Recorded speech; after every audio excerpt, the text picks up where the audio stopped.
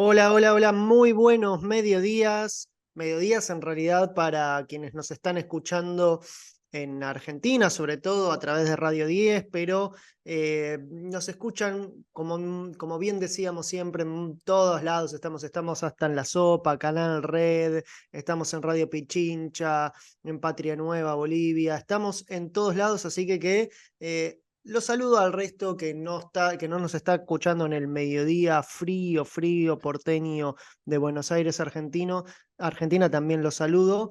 Eh, Hoy tampoco está nuestro conductor, Alfredo Serrano Mancilla, ya la semana que viene. Para quienes lo extrañan mucho, yo también lo extraño un poquito nada más. Igual podemos hacer un extrañómetro del equipo y de los oyentes, a ver qué tanto lo extraña Alfredo y preguntarnos, ¿no? ¿En qué andará nuestro compañero que a mí por lo menos hace varios días no me responde los mensajes? Enhorabuena, igual, merecido descanso, pero bueno, esperemos que esté bien. Le mandamos un gran abrazo a nuestro conductor Alfredo Serrano Mancilla. Estamos acá esta vez no tenemos un 70-30. Yo soy medio malo con las matemáticas, pero tenemos un 80-20, podríamos decir, de presencia argentina y un 20% por suerte para cortar un poco con tanta uniformidad al estilo Corea del Norte que estamos casi implementando en la pizarra este último programa.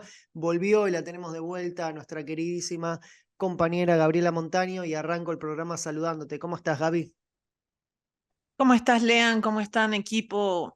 Bueno, feliz de estar este sábado aquí. El anterior no se pudo por salud, pero volví con más fuerza y con unas ganas enormes de estar en la pizarra.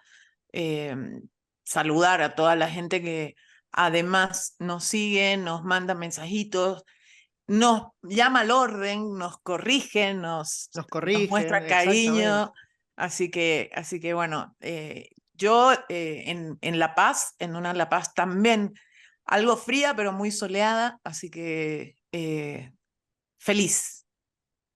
Yo estoy siendo criticado, quiero contarles a nuestra querida audiencia que estoy siendo criticado por usar ese fondo tan lindo que diseñamos para hacer un poco más uniforme. Sé que un poco a quienes nos están viendo en Twitch o YouTube les puede resultar, no sé, un poco viste que el verde es medio fuerte, ¿no? Para la vista, o quizás un poco gracioso que a veces se me corta el cuerpo y quedo ahí la cabeza a los Zordon de los Power Rangers, pero bueno, yo estoy respetando la línea estética, el aestetismo de la pizarra. Y ahora voy a saludar a mis dos compañeras que me criticaron antes del programa. Arranco con Bahía Luna. ¿Cómo estás, Bahía?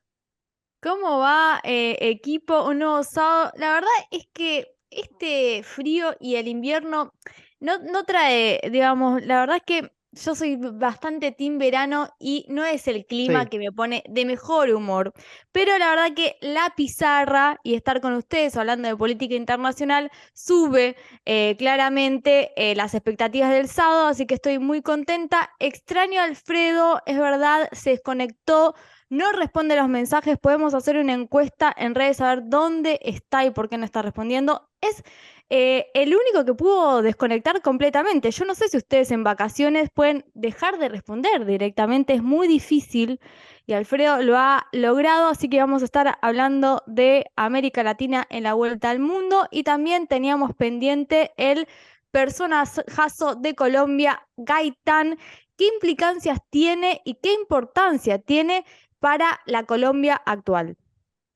Así es, vamos a hablar un poquito, vamos a conocer este personaje histórico, sobre todo el Partido Liberal Colombiano y un referente histórico también para el gobierno de Gustavo Petro, que lo levanta, ¿no? Como una continuidad, una línea histórica el gobierno de Gaitán. Flavia, ¿cómo estás, querida amiga? ¿Cómo va, Lean? ¿Cómo va, equipo? Hoy de nuevo, acá estamos con este 80-20. Yo me acuerdo que la vez pasada Crismar tiró un arepita con dulce de leche, así que Sí. ¿cómo podemos juntar hoy ahí con Gaby? ¿Cómo sería esta argentino-bolivianidad? ¿Qué le podemos poner, Gaby? ¿De qué condimento le ponemos? Si es alcohol, mejor. Una, unas tucumanas Que el otro día justo bien. estábamos charlando de las tucumanas bolivianas y por qué se llaman tucumanas, nos caerían bien. Pero Yo creo yo que quisiera, adaptan muy Lean, bien. yo quisiera, Lean, antes de que me olvide y se me pase, descubrí una fan de la pizarra que no me la A ver. esperaba. La compañera del embajador de Argentina en Bolivia, Laura, le mando un abrazo enorme, me dijo que ella nos escucha siempre. Me encontré con ella al día de ayer, así que le mandamos un fuerte abrazo a Laura y que nos siga escuchando desde Bolivia, una argentina más que nos escucha, pero desde Bolivia. Abracito para Laura. Yo aprovecho el momento, saludos también para mandarle un cálido abrazo, sobre todo en este clima tan frío, a Elisa, que me la encontré el sábado pasado, que fui a ver a Nueva Chicago contra San Telmo. Y me descubrió ahí en el público visitante, me dijo, ¿venís a ver a Chicago? Y yo le dije a Elisa, no, para nada, simplemente vengo a ver un partido de fútbol. Y me dijo que escuchaba la pizarra, que venía de escucharlo, así que la mando un gran abrazo y vamos Telmo que salimos ahí del fondo. Acá Bahía nos corrige en el chat interno, chiques, es 75-25. Bueno, Yo habló la no que se quiero sacó un 10 en exponerlos. matemática. Yo no quiero exponerlos. Pero si somos 4, también que está Fernando, el técnico, Es que es verdad. argentino. Vaya, Ponemos ahí. estudiamos periodismo. O sea, bastante que te puedo decir un número. Yo no hago una cuenta hace 15 años más o menos, quiero que lo sepa.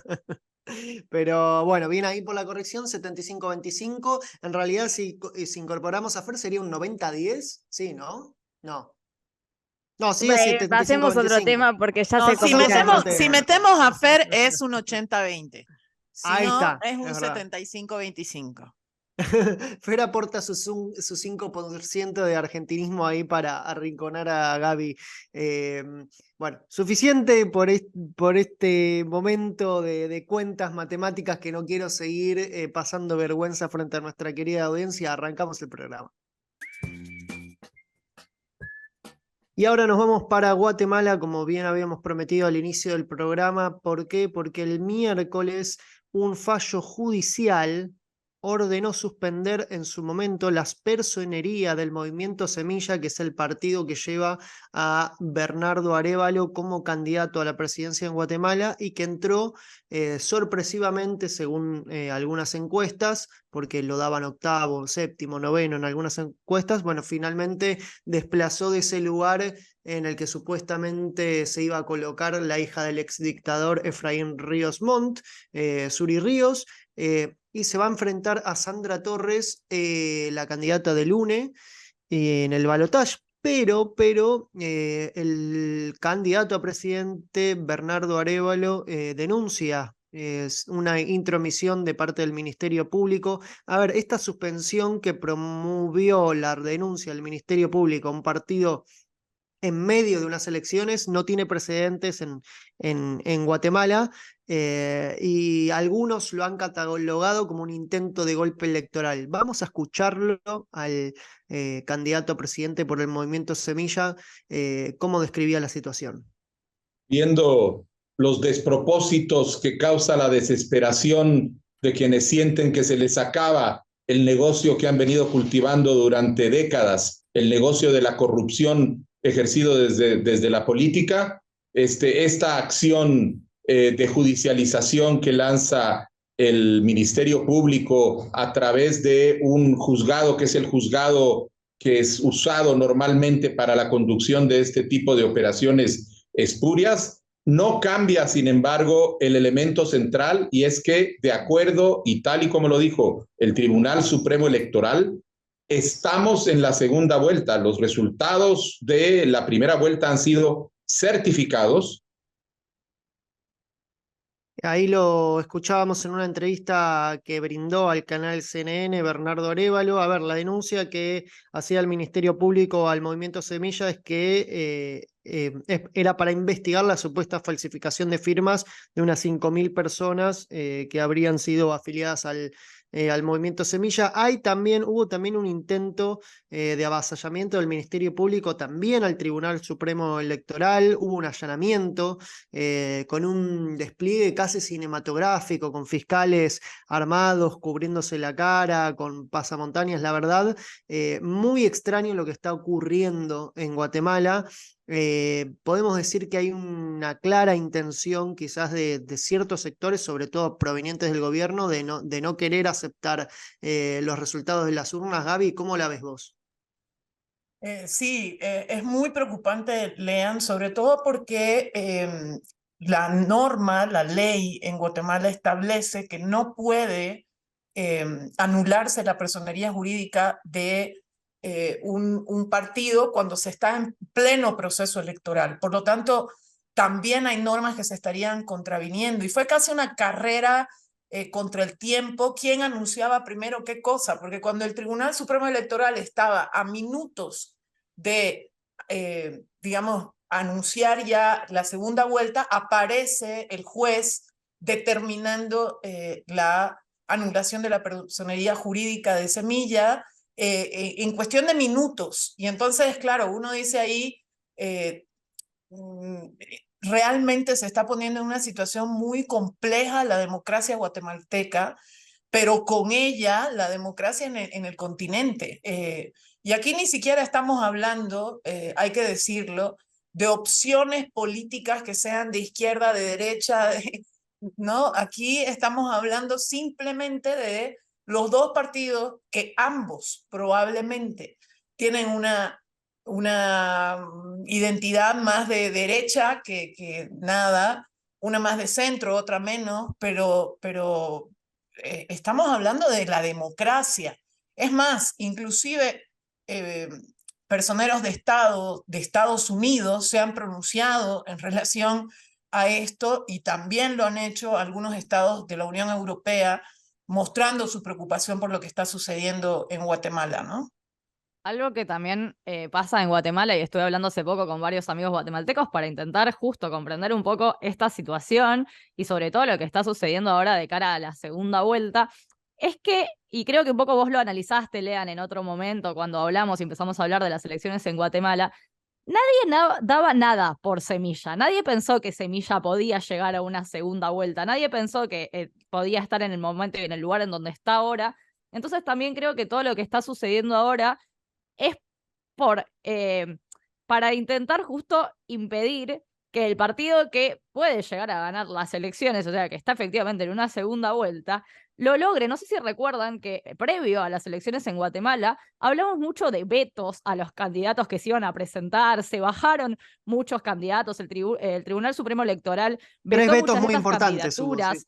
O sea, pasaron cosas muy importantes, pero a mí lo que me decían como mis colegas es a Semilla nadie le daba 2 pesos, entonces ni siquiera lo vetaron porque realmente nadie creyó que iban a poder estar en una segunda vuelta. Y acá estamos de cara a una segunda vuelta en donde está Semilla y donde, bueno, se lo está vetando post elecciones, como decía Gaby, de esta cuestión de minutos, de segundos, de qué pasó ahí con la personería. Entonces creo que eso también es interesante para analizar. Digamos, no lo vetaron antes, cuando se metieron mucho en las elecciones, porque sabemos que se han metido en las elecciones de Guatemala, pero cuando llega a ser una fuerza con posibilidades de ganar, empezaron a pensar, upa, ¿qué hacemos con esto, no? Pero además, un tema más para sumar. Quienes conocemos un poco de leyes electorales, sabemos que en general todos los procesos electorales tienen una regla central, que es la preclusión de un hecho electoral. Es decir, que si tú ya llegaste o avanzaste en un paso de ese camino que son las elecciones, no puedes ir para atrás. Además de lo que dije en relación a la ley específica en Guatemala que prohíbe de manera clarísima que se pueda anular la personería jurídica de un partido que está en plena carrera electoral. Entonces, claro, es todo muy complejo. Queda ahora un poco en manos del Tribunal Constitucional, entiendo, Lean. Así es, y recordemos, para quien quiere conocer un poquito más de quiénes son los candidatos, particularmente el candidato del Movimiento Semilla es una agrupación que nació al calor de las protestas en 2015 contra la corrupción, y como bien vos decías, Gaby, no es que llevan a cabo, no es que tienen un programa de reforma muy profundo y muy progresista, muy lejos de la realidad están las acusaciones de Gloria Álvarez, por ejemplo, que hablan de Bernardo Arévalo como un exponente del siglo XX, del socialismo del siglo XXI y Foro de San Pablo. Uno de los ejes de su campaña es la lucha contra la corrupción, siendo muy coherentes con el momento histórico que vio nacer allá por 2015, que terminó esa serie de protestas con la caída del gobierno de Otto Pérez Molina, que actualmente está en la cárcel, el expresidente de Guatemala. Tenemos muy cortito para analizar lo que está sucediendo en Perú, porque la verdad es que hay violaciones a los derechos humanos, como venimos remarcando, pero también hay violaciones contra los derechos humanos del propio expresidente Pedro Castillo, que sufrió un golpe de Estado, ¿no, Bahía? Sí, otra vez no son gratas las noticias que llegan desde Perú. Pedro Castillo denunció estar secuestrado en prisión y esto lo venimos hablando en la pizarra. Entrevistamos a las familiares de Pedro Castillo en marzo de este año y esto era lo que nos decían. Justamente lo que ahora está denunciando Pedro Castillo, que dice que hasta hoy en día no tiene derecho de tener comunicación con sus hijos, padres y madres y familia también, digamos. Esto es importante porque lo que mencionaban en ese momento es que gente que estaba en el mismo predio con él, o sea, en estado de prisión, sí tenía la posibilidad de comunicarse. Y él efectivamente no la tiene por una cuestión política. Así que es muy grave lo que viene pasando en el gobierno de Dina Boluarte con esta situación y de persecución, básicamente, a Pedro Castillo, ¿no? Y tenemos también una noticia relacionada con la actual e ilegítima presidenta de Perú, ¿no? También. Sí, ahí no sé si Gaby quería agregar algo en relación con esto, porque ahora vamos a ir con una perlita más de color, pero sí que tiene que ver también con el estado de situación de Dina Boluarte. Gaby. Bueno, sí, sí, Bahía. Yo lo que quería agregar antes de pasar a lo de Dina Boluarte es que justamente ahora se están preparando movilizaciones a nivel nacional, una nueva toma de Lima, en la que unas grandes organizaciones muy importantes en el Perú están anunciando su concentración en Lima pidiendo tres cosas. Básicamente la renuncia de la presidenta Dina Boluarte, la convocatoria inmediata a elecciones y un referéndum constituyente.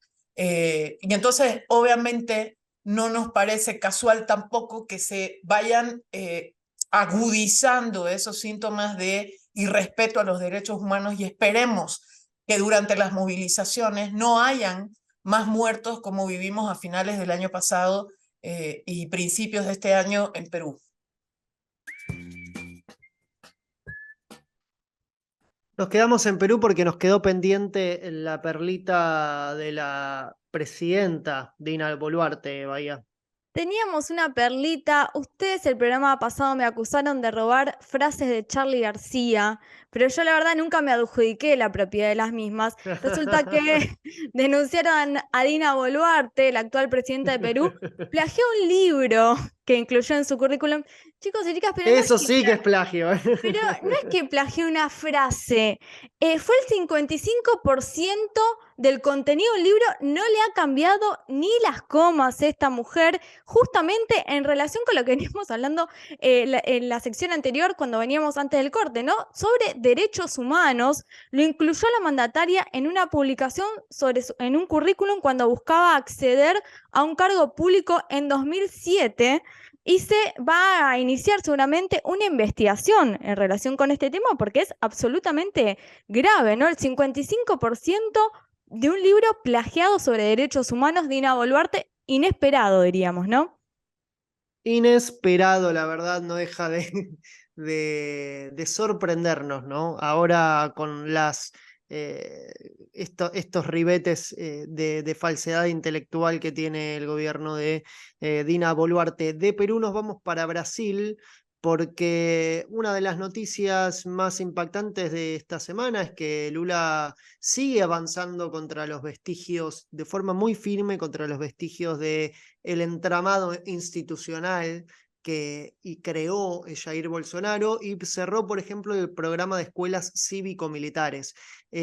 Hay que decir que el formato de escuelas cívico-militares en un país tan militarizado como Brasil, donde las Fuerzas Armadas siempre tuvieron desde el golpe militar un rol preponderante en la sociedad, están desde la década del 90, pero lo cierto es que Jair Bolsonaro lo convirtió en una bandera de su gestión, sobre todo a partir de septiembre de 2019, cuando creó el Programa Nacional de Escuelas Cívico-Militares, con el objetivo de reducir la deserción escolar, entre otras cosas. Lo que hizo fue crear una secretaría dentro del Ministerio de Educación dedicada a este programa, y cuando Bolsonaro anunció la creación de este programa, lo hizo de forma muy polémica, también levantando algunas de las que fueron sus caballitos de batalla en campaña, como, sin ir más lejos, la famosa lucha, entre comillas, contra el marxismo cultural. Recordemos que Bolsonaro también potenció su candidatura allá por 2018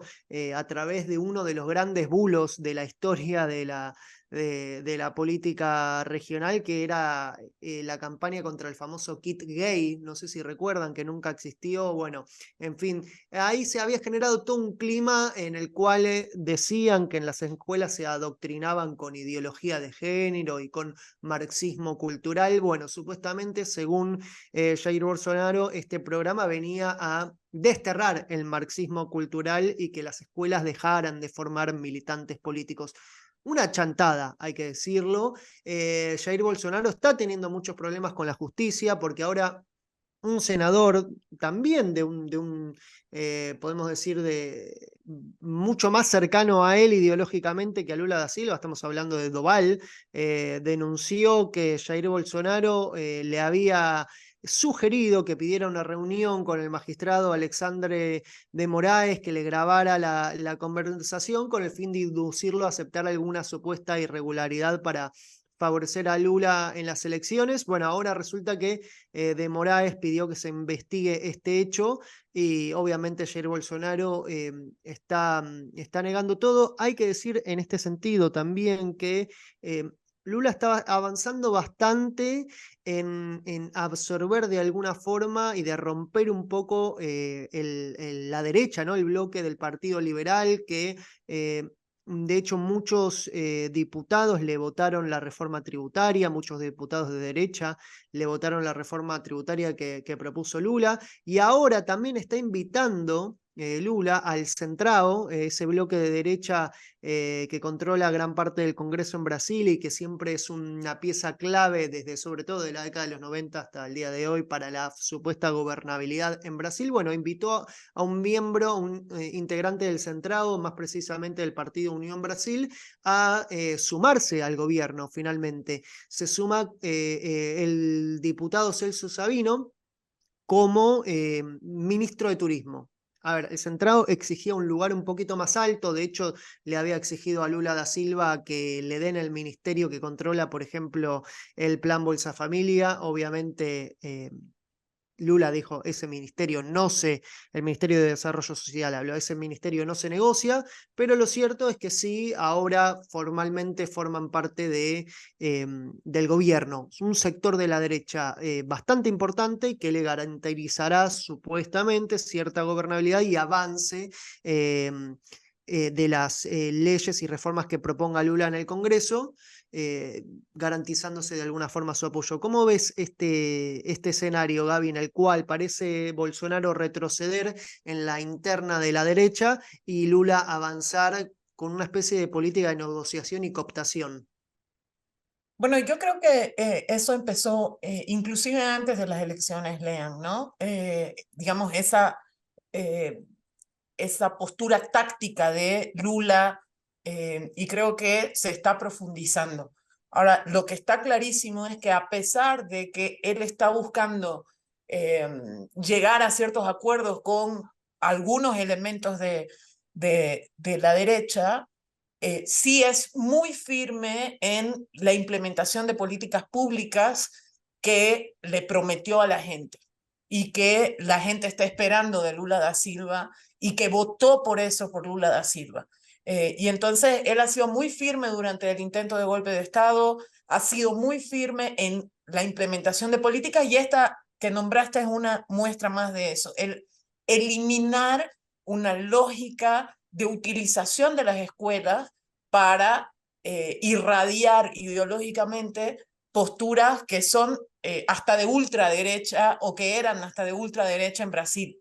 Y yo creo que ahí vemos otra manera, ¿no? Sí dialogo tácticamente, sí trato de encontrar apoyo en la derecha para ciertas políticas públicas en el Congreso, pero no permito que esto permee en la política pública y corra la política pública hacia el centro o hacia la derecha, ¿no? Hay que tener en cuenta que a Jair Bolsonaro le está costando muchísimo liderar la oposición en Brasil. Claramente no se formó, no se está erigiendo como quizás sí lo hizo Donald Trump en Estados Unidos a través del Partido Republicano, manteniendo cierto liderazgo. Y a Jair Bolsonaro le está costando mucho porque se le está rompiendo ese bloque que lo apoyó durante toda su gestión. Y de hecho están emergiendo algunas otras figuras que le van a disputar el liderazgo, el antilulismo de cara a las elecciones. Recordemos que hace muy poquito Jair Bolsonaro fue inhabilitado por la justicia también para postularse para cualquier cargo electivo. Antes de irnos al informativo, me gustaría ir un poquito a Argentina porque es muy grave lo que está ocurriendo en la provincia de Jujuy. Organismos de derechos humanos se juntaron para denunciar violaciones a los derechos humanos. La policía jujeña intervino en la universidad y sienta un precedente muy, pero muy grave, no solamente contra la autonomía universitaria, sino en términos de la represión, el avance de las fuerzas represivas del Estado contra la sociedad civil. Gaby, ¿cómo lees estos últimos eventos en Jujuy? Bueno, muy preocupada porque, a ver, sí tiene que ver con un recurso natural estratégico. Todas las movilizaciones que han habido en Jujuy tienen que ver con el reclamo por el litio de una población que siente que esa constitución que impulsó Morales le quita al Estado la posibilidad de usar un recurso natural para mejorar la calidad de vida de la gente. Pero me preocupa muchísimo lo de la intervención en la universidad, Lean, porque recordarán ustedes que en el Perú, hace unos meses atrás, se dio una intervención también a una universidad pública, y yo estoy empezando a ver acciones tácticas de la derecha muy similares en Jujuy y en Perú. Por ejemplo, el tipo de heridos que han habido en los enfrentamientos con la policía han tenido similitudes, el tipo de acciones policiales que se han llevado adelante, la intervención en la universidad es otro elemento, y entonces uno empieza a tejer y a ver esas similitudes y me preocupa muchísimo porque además probablemente en Argentina estamos en una etapa muy electoralizada y estos otros elementos que hacen a la vida política de los pueblos no podemos dejar de verlos y quedarnos solamente en la parte electoral. Yo muchas veces digo, política no son solo elecciones, política también es lo que está pasando en Jujuy, en Argentina, en estas semanas, ¿no? Vamos a seguir muy de cerca lo que está ocurriendo y como bien vos decías, Gaby, se empiezan a ver los hilos, ¿no? Quizás de una estrategia articulada de parte de la derecha latinoamericana. Nos vamos al informativo de Radio 10, no se vayan, seguimos con la pizarra. Querida Flavia, ¿por dónde se pueden comunicar con nosotros, nosotras, nosotres para sugerirnos, decirnos cosas lindas, decirnos cosas feas? Lo que primero que se les venga a la mente, ¿por dónde pueden comunicarse? Nos pueden buscar en Twitter, que estamos como @lapizarraoc, Instagram o Facebook como Radio La Pizarra. Pueden encontrar los canales, pueden encontrar los programas después cargados a YouTube, que también están los programas completos, por si se perdieron alguno o lo quieren ver. También están en Spotify, SoundCloud, iTunes, Evox para México y España, Radio Cat para Argentina. Estamos en todos lados. Estamos en Twitch, que es twitch.tv/AlfredSarramansi. Así que no tienen excusa para decirnos que extrañan a Alfredo, para decirnos no queremos escuchar a un argentino nunca más en la vida, para decirnos lo que quieran. Tienen todas las redes de comunicación abiertas. Ahí por Twitch y por YouTube pueden ver mi fondo muy lindo que combina con mi muso de Nueva Chicago, del club del cual soy orgullosamente hincha y estamos ahí por pelear el ascenso. No lo quiero quemar, toco madera, pero nos está yendo muy bien. 8 partidos invictos, así que bueno, me pone muy contento eso.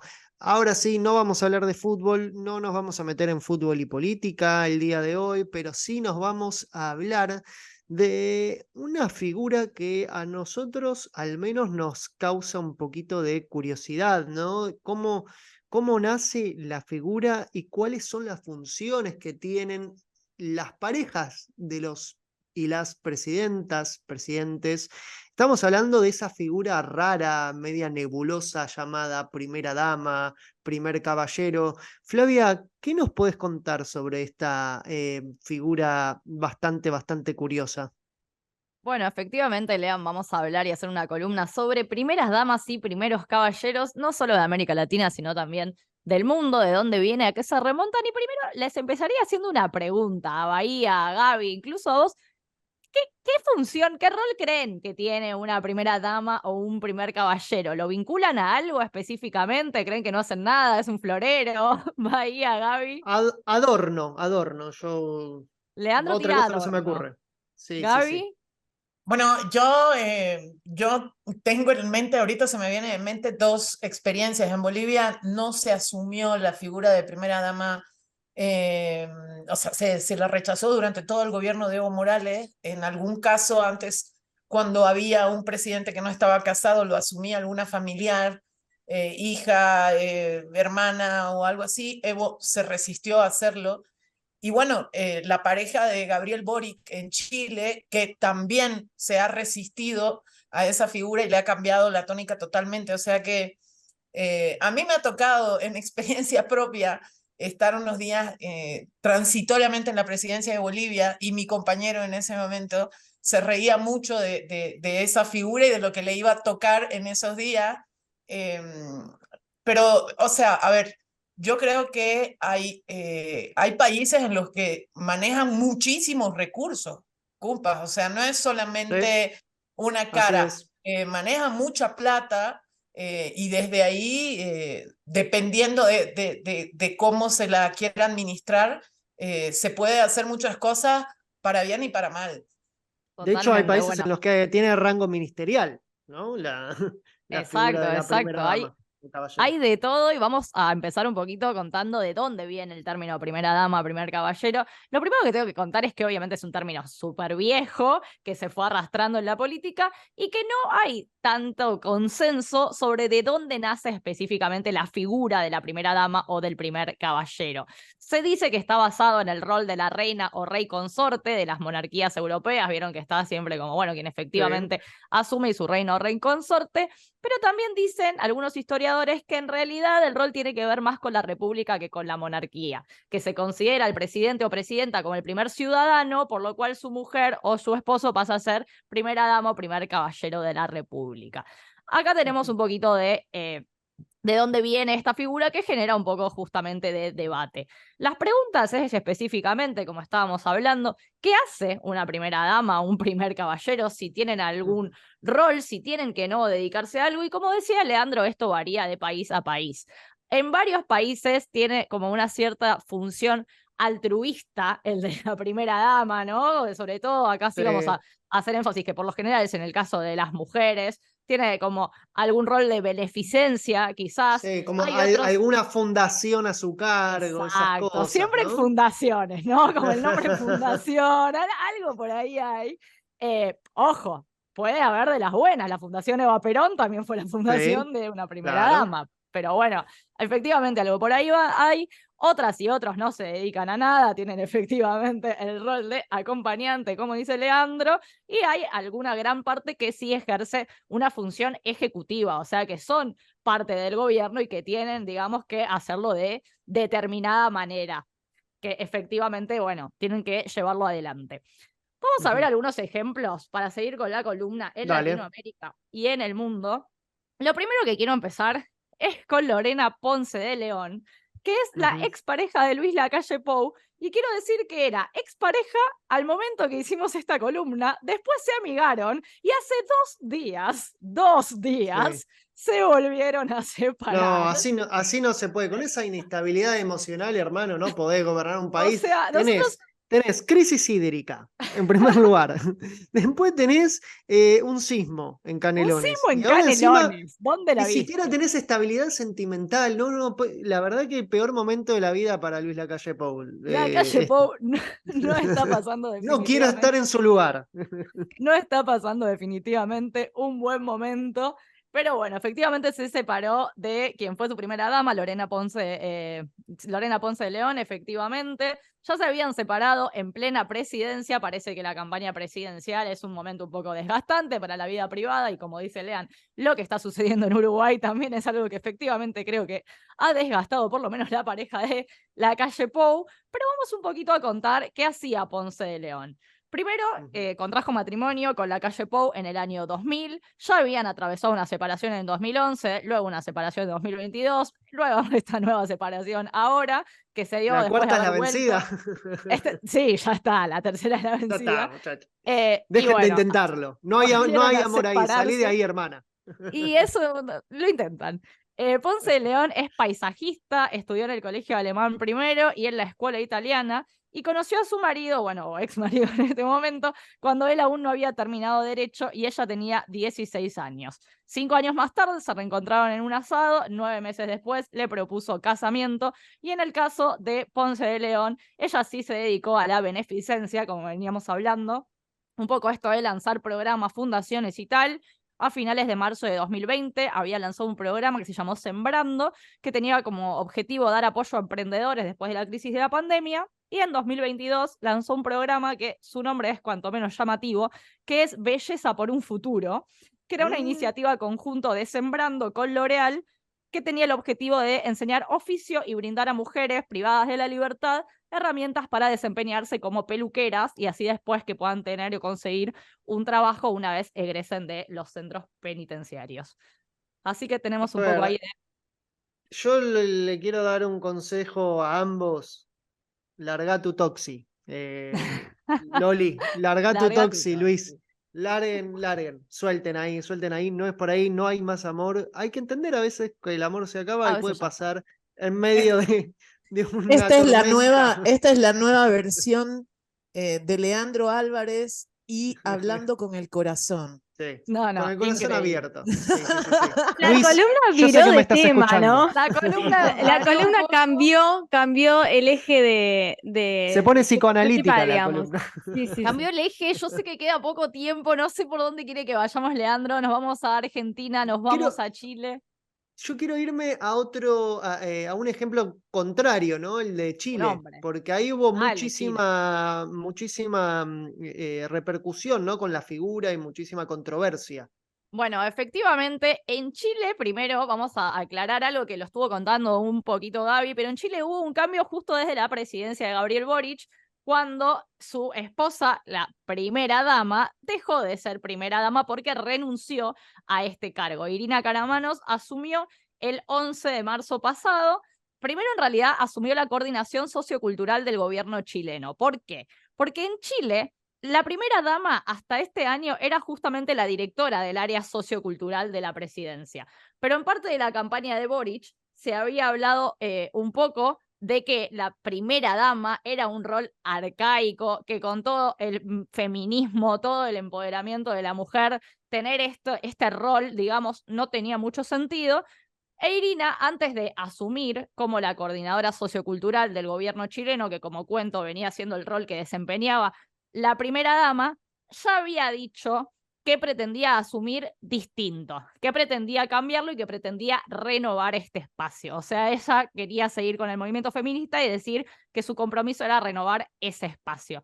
Pero 9 meses después de haber llegado a La Moneda, ella tenía su oficina, tenía presupuesto, asesores, tenía todo esto en este rol y dijo, no, yo tengo que cerrar este área, porque si bien el rol de primera dama se viene ocupando de la coordinación sociocultural, se ocupa justamente con recursos del gobierno, entonces dijo, no, yo ya voy a dejar esto, y dijo, ejercer el poder desde el rol de primera dama de Chile nos parecía algo poco democrático. Así que acá la compañera Irina renunció a el concepto de primera dama y sigue su militancia por otro lado.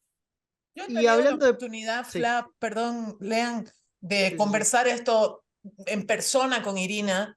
Y bueno, además aquí hay un elemento importante. Irina también tiene su historia de militancia política antes de que Gabriel Boric llegue a la presidencia, y era otro de los elementos que ella ponía sobre la mesa, es decir, digamos, yo tengo una vida política y un camino hecho como mujer dentro de la política y mi propia militancia. Es decir, yo no acepto un espacio en el que estoy porque soy pareja de... Claro. Y claro, a mí me parece muy interesante escucharla, si tienen la oportunidad de escuchar alguna entrevista de ella, que hay varias sobre este tema. Me parece muy importante lo que dice, porque no lo dice solamente desde el lado de que es un lugar ya viejo, arcaico, etcétera, sino que también el lugar que ella pretende ocupar en la política desde su propia militancia, y no de porque es pareja de, sino porque es Irina Carmada. Exacto, bueno, efectivamente, de hecho, Irina sigue militando y a eso no ha renunciado, porque bueno, es parte de su esencia, pero no desde ese lugar, como contaba Gaby. Lean, ¿te parece que hagamos un primer caballero? Porque a mí me encanta el nombre, me Dale. suena a Quiero, caballero de la mesa redonda, ¿viste? quiero ver cómo se llevan los hombres con ese rol accesorio. Bueno, primero te voy a dar un dato de color antes de pasar al primer caballero que te quiero contar, pero te quiero contar que acá obviamente hubo 2 primeras damas muy conocidas, una fue Eva Perón en Argentina, la otra fue Cristina Kirchner, que luego fue presidenta de la nación, pero bueno, cuando la esposa de Néstor era primera dama, odiaba que le digan primera dama, decía que no la traten de primera dama porque no era así, pero un dato de color de lo que estás diciendo de cómo se llevan los hombres es que cuando Cristina se postula como presidenta, ahí Néstor hay un discurso muy lindo y muy interesante que dice, bueno, veremos si seré primer caballero, primera dama o qué seré yo, porque bueno, se pone como en ese lugar de que a él también le tocaba ese mote, ¿no? O sea, él iba a ser el esposo de la presidenta, efectivamente. Pero bueno, quien es esposo de la presidenta es el expresidente de Honduras, Manuel Mel Zelaya, porque si nos vamos a Honduras, Xiomara Castro está actualmente en el poder y está casada con un expresidente que hoy ostenta el rol de primer caballero. Para recordar un poco de Manuel Zelaya, fue expresidente de Honduras, sufrió un golpe de Estado en 2009 y hoy, como veníamos comentando, su mujer es la presidenta de Honduras y estamos hablando de Xiomara Castro. Hoy Zelaya ejerce como primer caballero de Honduras y en su caso, acá charlando un poquito de qué hace como primer caballero, podemos decir que Zelaya es asesor presidencial del gobierno. Él ya había sido director del Fondo Hondureño de Inversión Social y es el primer hombre que ejerce este cargo de primer caballero. También, bueno, porque hablamos de que Xiomara Castro asumió el poder y es el primer hombre que ejerce el rol de primer caballero. ¿Sabes quién más? Sí, eso te iba a decir, una más de Europa. Hay un caso bastante conocido, ¿no? Acá tenemos un europeo que yo no sé bien cómo se pronuncia. Joachim, no sé cómo es su nombre. Yo tengo problemas con el alemán. Digámosle Joaquín. El amigo Joaquín. El amigo Joaquín Sauer, que es el marido de Angela Merkel, efectivamente, primer caballero de Alemania. Lo que tenemos para contar un poquito de él es que el perfil es súper bajo. Él es químico y si habla o da entrevistas, lo hace desde su rol de científico. Él, como marido de, no quiere andar apareciendo. Renunció a los honores. Le cedió los honores, se muestra muy poco públicamente con Angela Merkel y solo da entrevistas que se centren en su trabajo como investigador. Pero él, como contamos, es químico, estudió química en la Universidad Humboldt de Berlín, ahí comenzó su carrera de investigador y hasta hoy en día él solo quiere hablar de su rol como investigador por más de ser el primer damo o primer caballero de Alemania, efectivamente. Qué lugarcito le tocó a Joaquín estar al lado tantos años, ¿no? Porque hablamos de Angela Merkel, que estuvo muchísimo tiempo en el gobierno, al frente del gobierno alemán. Y hablando de Alemania, ahora hacemos una tanda y vamos a hablar un poquito de Europa, si nos queda algo antes del informativo. Y ya que estamos en Alemania, uno de los hechos que está sucumbiendo, ¿no? Que está revolviendo bastante el mapa político, tanto en Alemania como en Europa, es que finalmente la extrema derecha, desde el nazismo, por primera vez va a llegar al poder, ganó su primera intendencia y no para de crecer en las encuestas nacionales. Esto es muy preocupante porque Robert Sesselmann es quien va a asumir el cargo de administrador del distrito de Sonneberg en la región de Turingia, una región ahí al este de Alemania. Y si bien en Alemania, más precisamente, ha crecido mucho más en lo que es la antigua RDA comunista, la extrema derecha ha crecido mucho también por la gran brecha que hay social entre las dos regiones, entre Alemania Occidental y Alemania Oriental, y la falta de oportunidades laborales, sobre todo ahí de desarrollo económico. Podemos decir que incluso también en Alemania Occidental han crecido, y en las encuestas en todas las regiones les dan números de 2 dígitos. Ojo, porque también no es un fenómeno eminentemente de Alemania Oriental, este crecimiento exponencial de la extrema derecha. Gaby, ¿vos cómo lees este panorama en el cual ya Alternativa para Alemania, AfD, se hace con el poder de una intendencia, va a ejercer un cargo ejecutivo, llega al poder a través de elecciones democráticas, y también tenemos ahí a Vox en España asomando la gran posibilidad que tienen de llegar a gobierno? Bueno, me preocupa, y creo que no soy la única. Inclusive creo que la propia derecha en Europa está preocupada por estos fenómenos, porque la ultraderecha ha logrado desplazar a la derecha del eje, y entonces discursivamente inclusive la derecha en algunos países de Europa ha tenido que camuflarse, digamos, en discursos más duros, para poder competir con la ultraderecha. Y eso me preocupa mucho, porque eso nos lleva a situaciones en las que la violencia emerge, en la que los derechos humanos se tienen mayor peligro de ser pisoteados, en los que todos los avances en términos de derechos puedan hacerse retroceder, y entonces obviamente nos tiene que preocupar. Pero le debería preocupar también a la derecha democrática, digamos, no tan ultraderecha, porque es un fenómeno que ellos han permitido que siga avanzando, e inclusive lo han ido alimentando de alguna manera.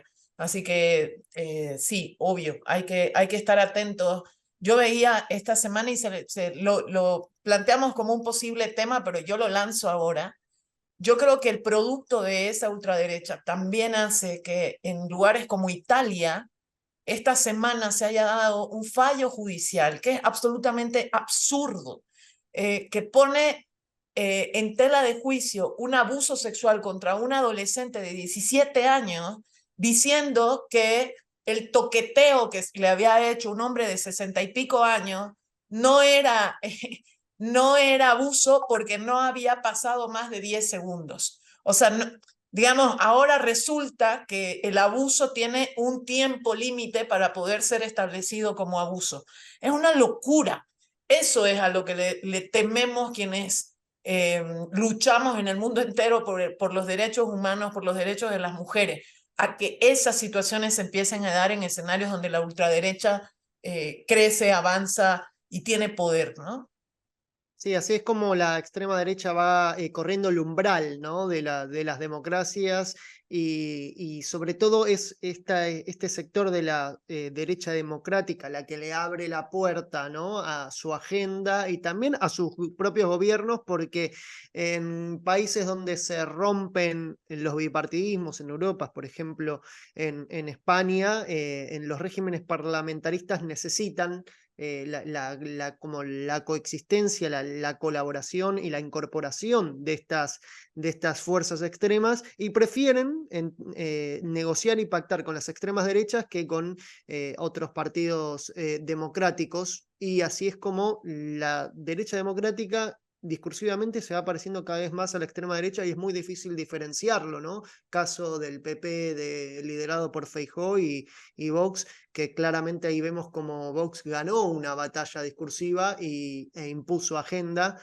e impuso también una línea retórica, una discursiva a toda la derecha a nivel de España. Algo parecido está sucediendo en Alemania y en un sondeo reciente de la consultora Ipsos muestra que la alternativa por Alemania, la extrema derecha, se posicionaría como segunda fuerza política del país detrás de la CDU, que sería la centroderecha, el partido que llevó al poder a Angela Merkel, y recién tercero la socialdemocracia, el partido del actual canciller Olaf Scholz. Para seguir muy atentamente, seguramente lo vamos a abordar con algún especialista en algún otro momento de la pizarra. Ahora se viene el informativo en Radio 10.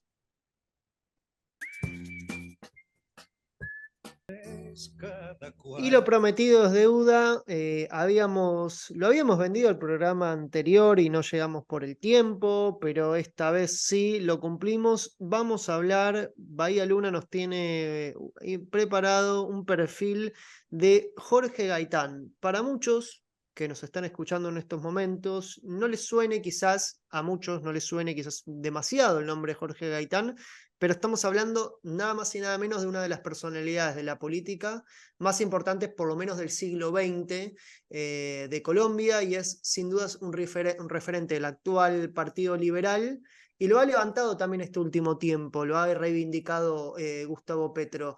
Bahía, ¿querés contarnos quién es Jorge Gaitán? A ver, ¿por qué Jorge Gaitán? Por supuesto, como esta columna nos tiene acostumbrados, vamos a hablar de esos aspectos conocidos y poco relevantes de los personajes, pero este Gaitán, el caudillo del pueblo, es bastante importante en el contexto actual colombiano. ¿Por qué? Vamos a contextualizar un poco este personajazo o personaloco, como le solemos decir acá en la pizarra.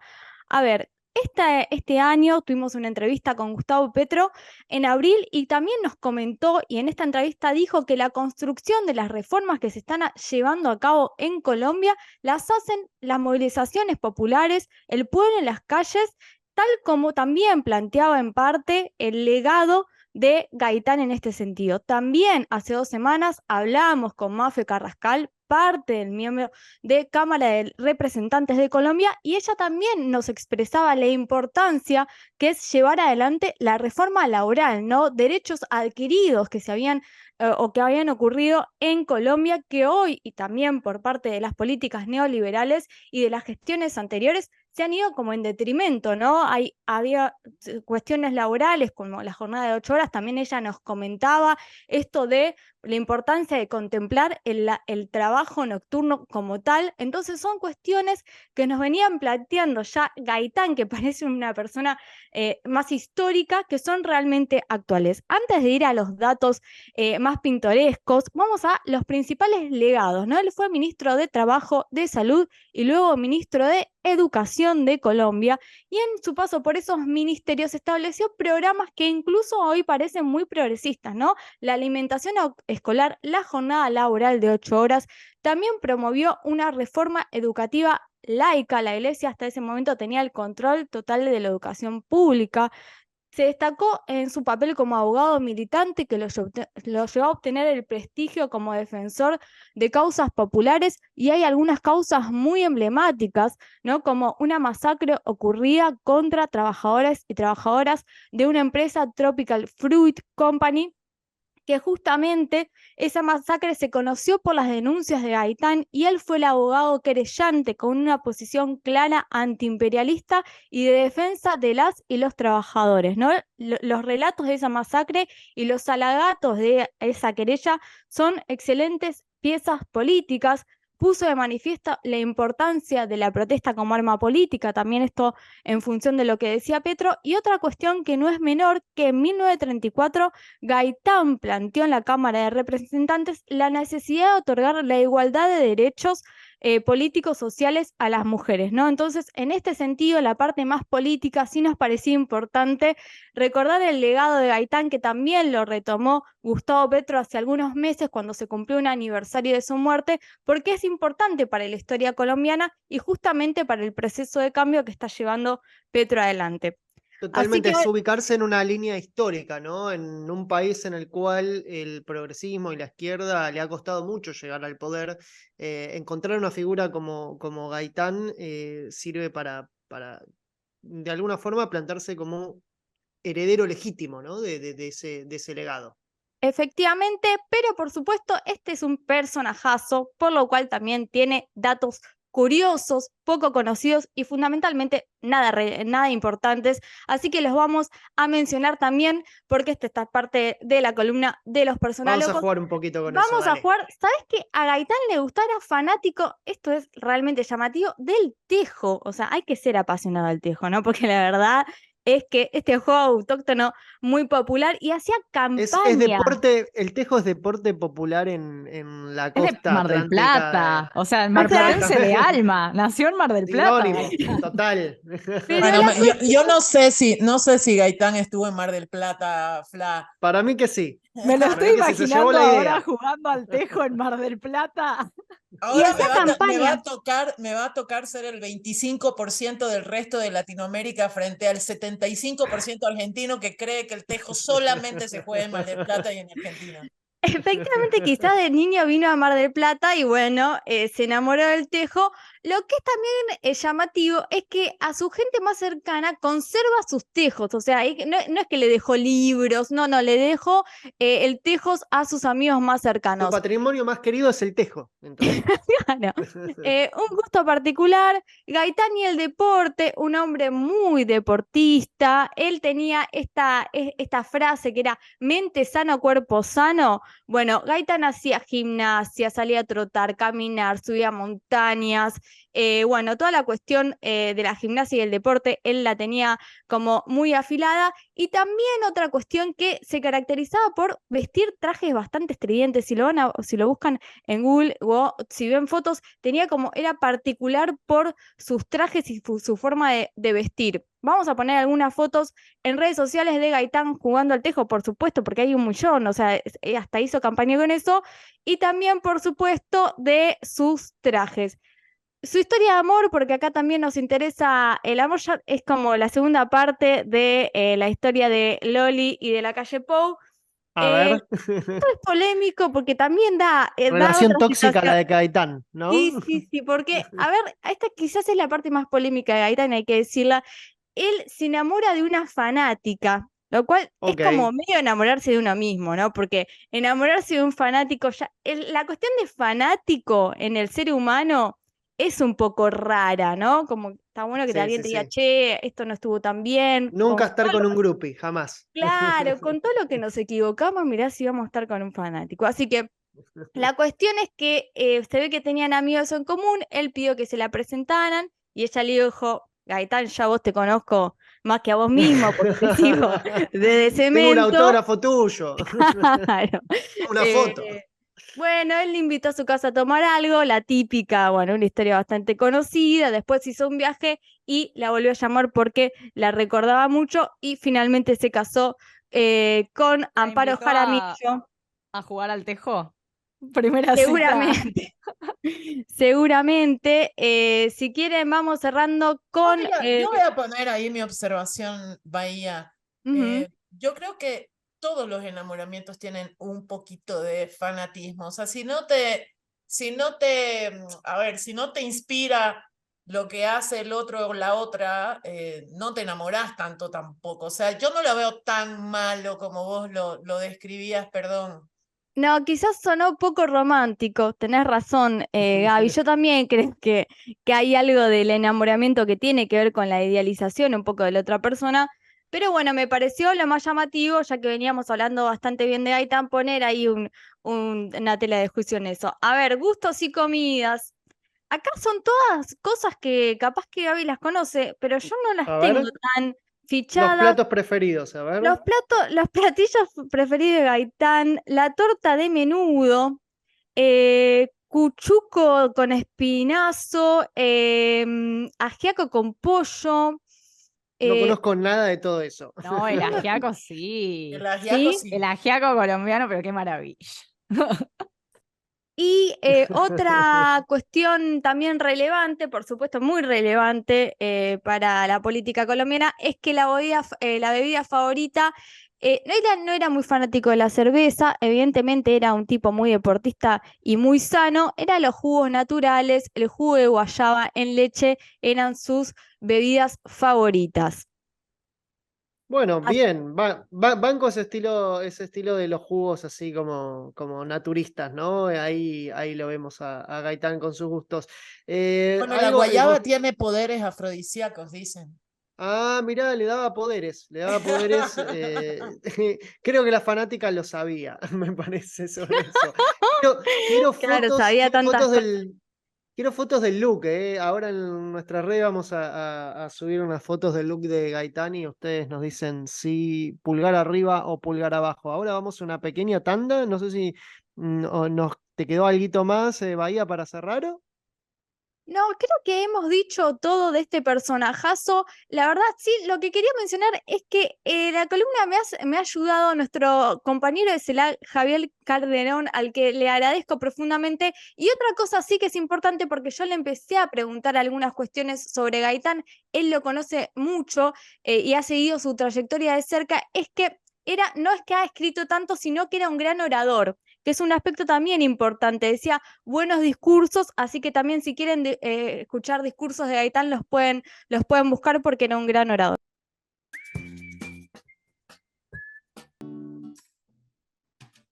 Bueno, nos vamos acercando al final del programa.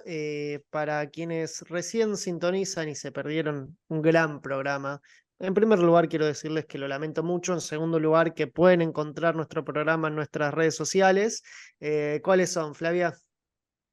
Estamos en Twitter como @lapizarraoc, en Facebook e Instagram como Radio La Pizarra. Si buscan La Pizarra en YouTube, están colgados todos nuestros programas, ahí lo pueden ver. También tenemos Spotify, iTunes, Evox, Radio Cat, todo donde quieran escuchar, ya está cargado el programón, así pueden volver a repetirlo. Tenemos un fe de ratas, ¿no, Bahía? Es un fe de expresión, porque Ahí hemos va. dicho en la columna, hemos aclarado muchos mitos, que es que vas a Uruguay y sale agua, que ya eso Sale. es bastante, pero No también hemos rica, pero dicho sale. no, que dijimos que no tomen mate con ese agua, que no tomen ese agua, pero efectivamente sí se puede bañar. Yo misma me he bañado en los últimos meses en Uruguay, pero sí se recomienda no tener duchas largas por una cuestión de salud. Si se ha entendido mal que no se podía bañar en Uruguay con esa agua, no, efectivamente la gente se baña en Uruguay con esa agua, yo misma lo he hecho, pero no se recomiendan tener duchas largas, lo cual también es un problema en la cotidianidad de las y los uruguayos, ¿no? Gaby, la semana que viene vamos a analizar el rol de China, ¿no? Que está teniendo, sobre todo en relación con los organismos internacionales de financiamiento y su relación con Argentina, con la deuda argentina, ¿no? Bueno, sí, estos días han habido varias novedades en relación a eso y la próxima semana estaremos dándole un ojo a eso, a las expresiones que ha habido inclusive de Naciones Unidas en relación a la necesidad de hacer algo con el sistema financiero y porque las deudas como están son insostenibles. No lo digo yo, vayamos a ver quién lo dice, la próxima semana lo abordaremos con mayor profundidad. Pero lean antes de que nos vayamos, una Ujú. noticia para darle una salpicadita a Uruguay de nuevo, que a mí me llamó muchísimo la atención, sobre todo porque soy médica, y es que se votó de su trabajo a 2 personas que trabajaban en un hospital en el Uruguay por haber robado agua, ¿no? Y claro, al principio yo decía es una locura. Cuando fui a revisar un poco más la información, me di cuenta que no era que las personas habían tomado un poco de agua y que por eso se las había botado, sino que habían robado tanques de agua que estaban destinados a la gente, los pacientes en el hospital, etcétera, pero no deja de preocupar y doler esa situación, ¿no? O sea, no es que estaban robando millones como hay muchos en el mundo que hacen por corrupción, sino que estaban llevándose bidones de agua, quizás porque las necesitaban, quizás porque no les alcanza para comprarse la propia, y me dejó un sabor amargo leer esa noticia. Ujú. Quizás también, Gaby, esa noticia sirve para tapar un poco la discusión de fondo, ¿no? De por qué se llega en Uruguay a esta crisis hídrica y qué hay detrás de eso en términos, analizarlos en términos políticos y en términos de intereses también. Hasta acá llegamos con el programa. Le queremos mandar un cálido abrazo a nuestra querida compañera Crismar Lujano, que hoy no pudo estar, y también a nuestro querido conductor Alfredo Serrano Mancilla, que lo van a tener de vuelta al mando de esta Ferrari la semana que viene, el sábado que viene, a la misma hora, por las mismas emisoras. Antes de irnos, quiero agradecer a todo el equipo que hace posible que nosotros nos estrellemos de frente a un árbol con esta Ferrari y le choquemos todo el auto a Alfredo Serrano Mancilla. En primer lugar, quiero agradecer a Fernando Saninelli, que nos estuvo bancando en la edición de sonido y video toda la semana, a Iván Soler también, que está ahí en la edición de video, a Sebastián Merani en la operación técnica de Radio 10, a Nacho Ferreira, que está en el streaming de Radio 10, a Cristina Chiesa, la amiga Cristina Chiesa, le mando un gran abrazo, gracias por estar ahí en la producción, y ya llega en Radio 10 Pablo Ladaga, quédense escuchando que se viene el programón de Pablo.